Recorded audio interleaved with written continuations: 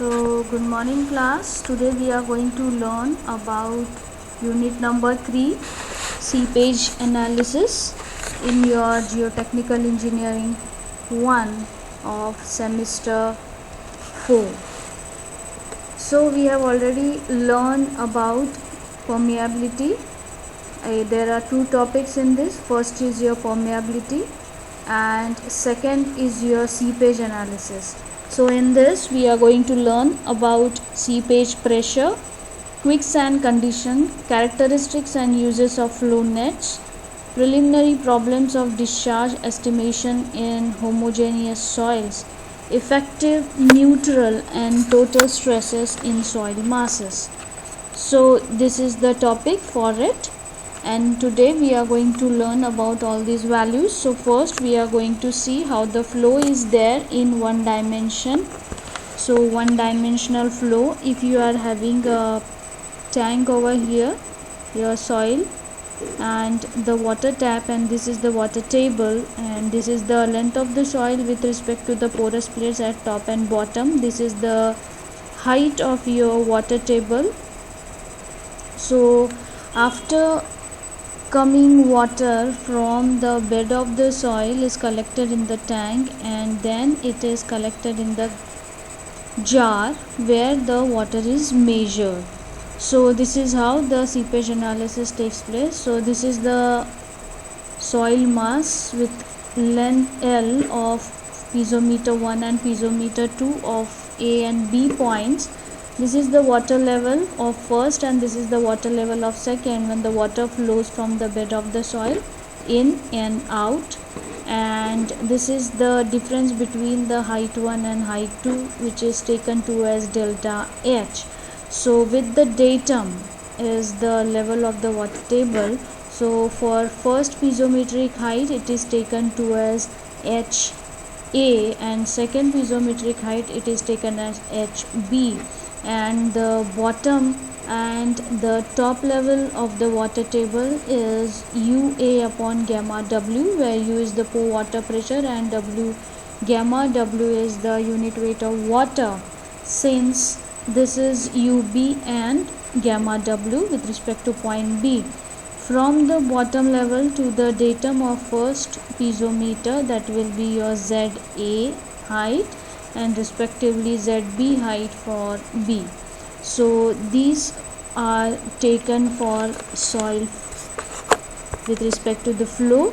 So rate of flow we need to calculate, which is known as flow rate, is given by Q equals to V into A, velocity into area. With respect to the Darcy's law, we know that V is equals to Ki, where K is the coefficient of permeability, I is the hydraulic gradient given by H upon L, and A is the cross-sectional area. So this is KIA. So it is simplified as KHL into A. So this is how again the soil is there with respect to A and B, water tanks in, and this is water tank out with respect to Q flow. So therefore H is the head loss, which is given by HA minus HB, as we have learned in previous diagram, and this is the drainage path of the soil mass, and I is the hydraulic gradient, which is given by H upon L. So this is how one dimensional flow of water is taken and flow rate is calculated. Second is your two-dimensional flow. So with respect to reality, it is not in one direction. Actually it may be in any other direction. So it may be perpendicular, it may be parallel, as we have learned in permeability. So we have to learn this two-dimensional flow. So for this you can see that there is the first water table, there is the second water table, and the difference between the height from here it passes to here. So delta H will be your height of difference between the water table 1 and 2. and this is the flow lines. There are 4 to 5 flow lines with respect to the water coming from first level to the another level. So next you can see the two-dimensional flow. So if this is the reservoir, this will be your level 1. From here it is going in this area, level 1 to level 2. So H is the height of second water table and H1 is the height of first water table. So when the water flows from the bed of the soil and comes up, then there are two lines, one are horizontal line and another are vertical line. So let us see what are those. So two-dimensional seepage flow theory. So the hydrodynamic steady state fluid flow through porous media follows the same basic laws as problem in steady state. So first is your heat flow and second is your current flow. So in continuous contactors, all can be represented by Laplace equation. So mathematics comes here again, and here we need to consider the Laplace equation using Darcy's law and continuity equations. So all the combination of these will give you the Laplace equation. So this is the diagram of one sheet pile having two water tables H1 and H2. So you can see there is the water level here H1 and second water level H2, and the difference between the two water levels is taken as H. This is the sheet pile from which the water travels from H1 to H2. If we consider a small element, then we have differentiation dx and here will be dy. So this is an impermeable membrane, means water cannot flow easily in this soil. So this Laplace continuity equation we have to calculate. So first inflow we can calculate Vx dx dy horizontal direction. So inflow we can say Vx velocity in x direction with respect to dz height of this elementary area, and in dy direction in a horizontal direction. Then qn in xz direction, that will be vz dx and dy in vertical direction. So here we have calculating the inflow, then we have to calculate the outflow with respect to this elementary area. So outflow will be Vx plus partial differentiation with respect to Vx with respect to, and with differentiation of x with respect to dx dz dy as it is, and again q out with respect to z is given by this formula in vertical direction. So this is how these formulas came. So this is your in formula Vx dx dy, and when it comes from the bed and goes out, then it is Vx plus delta Vx upon dx with respect to dz into dy.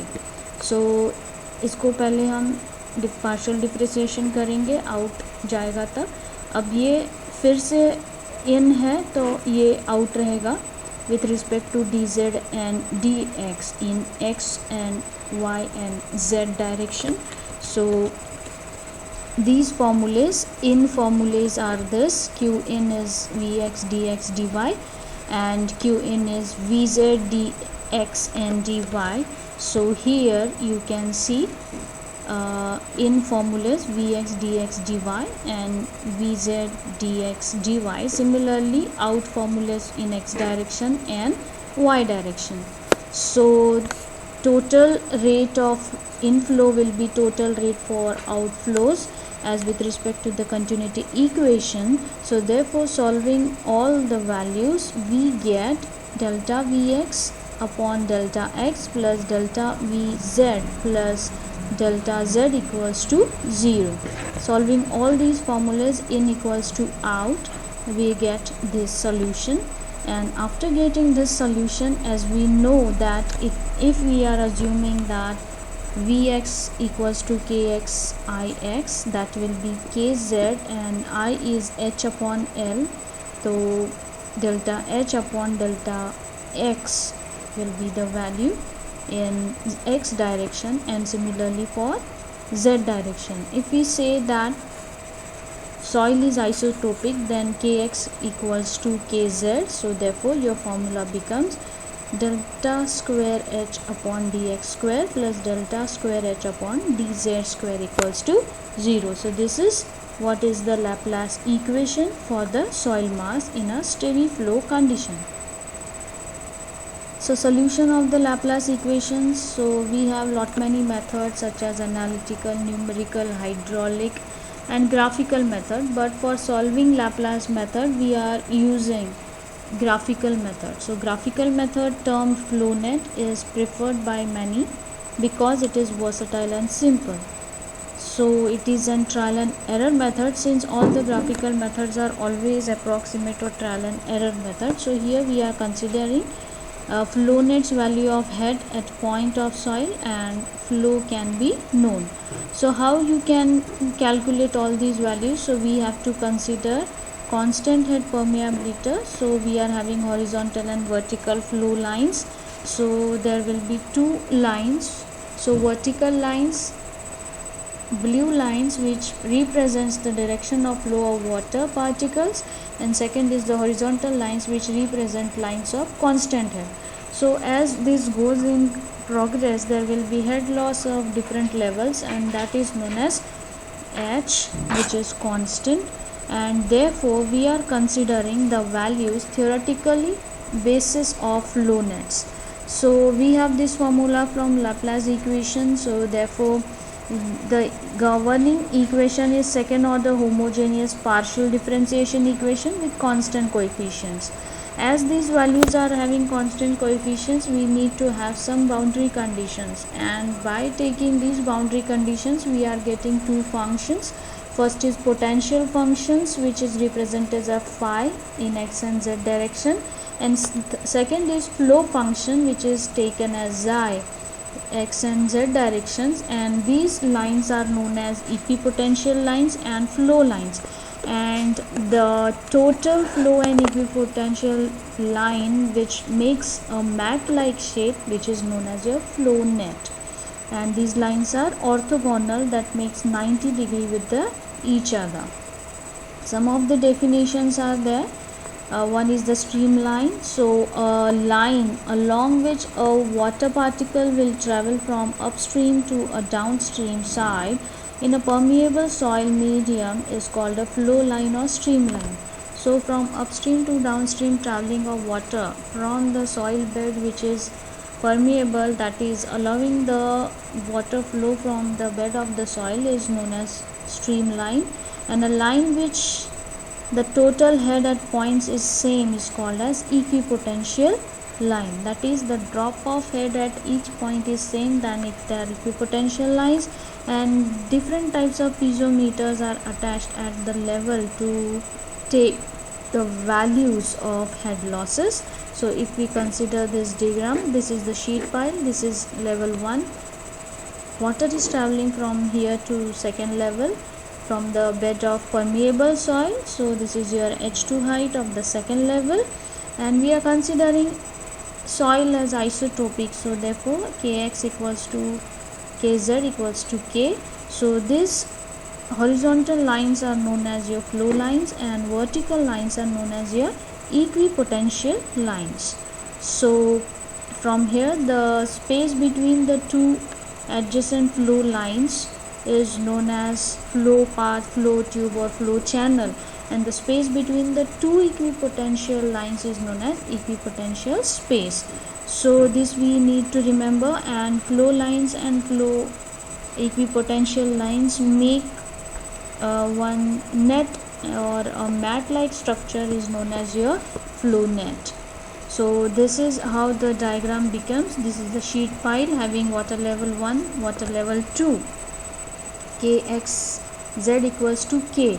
So these vertical lines are equipotential lines and these horizontal lines are flow lines, and the space between the two lines are known as your flow channel. NF is the number of flow channels in the flow net, and ND is the number of potential drops in the flow net. So this is considered. So after considering this, seepage calculation is taken. So after considering the straight flow and equipotential lines, that is perfect squares as shown in the figure as we have shown earlier, and the space between these two is known as your flow channel, and the space between these two equipotential lines are known as potential drop. So here from this diagram you can see the soil level 1 and level 2, and the level between these two is delta H, difference between the two water levels, and the water level with respect to the first water table is H, and the soil and center of the soil is S, and the center, if you take some element of the soil, this unit length L, so then we need to calculate the values. So as per the Darcy's law, we know that delta Q equals to KIA, but we know that I, which is hydraulic gradient given by H upon L, here H will be head loss delta H, and A will be S into L. So L is the we can say the cross sectional area. If it is square, then L into L will be 1, so A will be equals to S. So therefore delta Q equals to K delta HL into S. Since figures are square, S by L is equals to 1, and hence you have delta Q equals to K into delta H. So this S by L is taken to as 1, as we are considering the square figures, the net is square. So therefore the difference between the two will be given as delta H will be total height upon ND, potential drop. Now we are considering same value, so ND, which is potential drops, so therefore delta Q will be given by KH upon ND. So that is the condition. So therefore NF is the flow channels, number of flow channels per total discharge Q per unit depth, that is perpendicular to the paper, is Q equals to NF into delta Q. So delta Q we have calculated, so therefore substituting we get Q equals to K H NF upon ND. So this is how you need to calculate the discharge. After calculating the discharge, we know that the basic formula is taken, and after that we can calculate NF upon ND to calculate the shape factor. And after taking this, as we are considering that it is a square pattern and we are considering for unity, then your value will be by 1. But if it's not unity, then L by B ratio has to be considered. So the width of that channel has to be considered here in the above formula. So this is how you calculate the values. Now we are considering the quicksand condition. It is considered in the cohesionless soil and such as gravel, sand, stones, etc. And the upward flow of the water is known as a vertical upward seepage pressure. Such occurs with respect to the boiling factor, where the shear strength of the soil becomes very less, 0 or decreases, and this phenomenon is known as quicksand condition. So the quicksand condition is not a type of soil but a flow condition that occurs only in cohesionless soil. So boiling condition in the water table, which will be pumped out from the other side or other area, and that is known as your quicksand condition. So how this occurs? So this occurs when seepage pressure is there and the water level rises up from downward direction to the upward direction, and the sand grains loses its shear strength with respect to the load applied is the condition first, and the soil particles are forced to uh, go apart with respect to the force of water, so they are not interconnected with each other. Then the soil that experiences quicksand condition would lose shear strength and bearing capacity. As they are forced apart, then they will lose their shear strength as well as the bearing capacity, and therefore the strength of cohesionless soil depends on effective stresses. What type of stresses are there in this soil?